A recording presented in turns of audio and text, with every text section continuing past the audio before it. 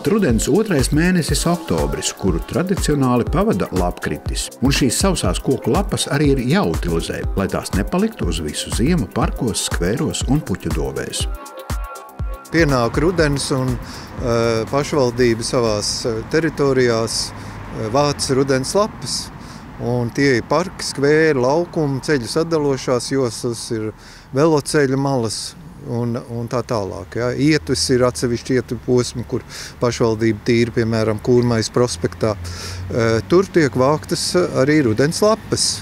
Šobrīd vākšana nenotiek, bet ja salīdzina ar to, kas ir bijis pagājušajā gadā, tad lapu savākšana pašvaldībai tuvu pie 100 000 eiro izmaksā. Pagājušā gadā pilsētas zaļajās teritorijās ir savākts vairāk kā 2000 kubikmetru, jeb 653 tonnas zaļās lapas. Ja. Tātad šis skaitlis, ir šīs tonnas, šis daudzums ir jāsavāc, jāiekrāmē transportā, jāizved un jānodod poligonā ķīvītēs.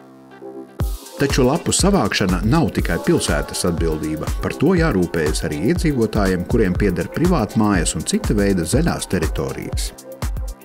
Ir pilsētas saistošie noteikumi par teritoriju kopšanu, būvju uzturēšanu, un šajos noteikumos ir atrunāta tā kārtība un pienākumi un tiesības māju īpašniekiem, ēku valdītājiem, arī daudzdzīvokļu māju pārvaldniekiem ir jāgādā un jārūpējās par to, lai no piegulošajām teritorijām tiktu savāktas un utilizētas lapas.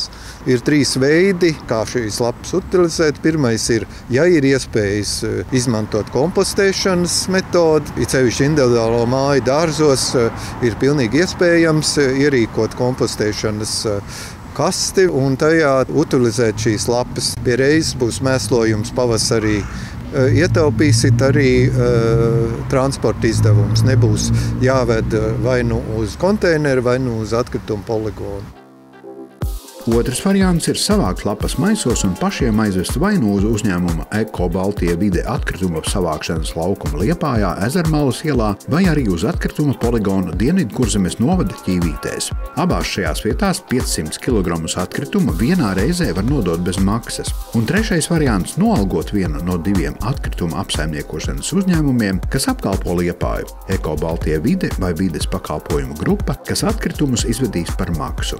Ir arī iedzīvotāju kategorijas, kuri var saņemt pašvaldības atbalstu zaļo atkritumu savākšanā no piegulošajām teritorijām. Šī palīdzība pienākās viendzīvokļu māju īpašniekiem, kuri ir pensionāri vai 1. 2. grupas invalīdi, un kuru tātad pie viņiem nedzīvo citas kādas darbspējīgas, pilngadīgas personas. Šajos saistošos noteikumos tad ir arī rakstīts, kad jāvēršās pašvaldība, un pašvaldībā ar iesniegumu, pamatojumu dokumentiem un var saņemt tad atsevišķu komisiju nolemj, un no šī viendzīvokļu mājas piegulošās teritorijas tiek savākts ar pašvaldības spēkiem.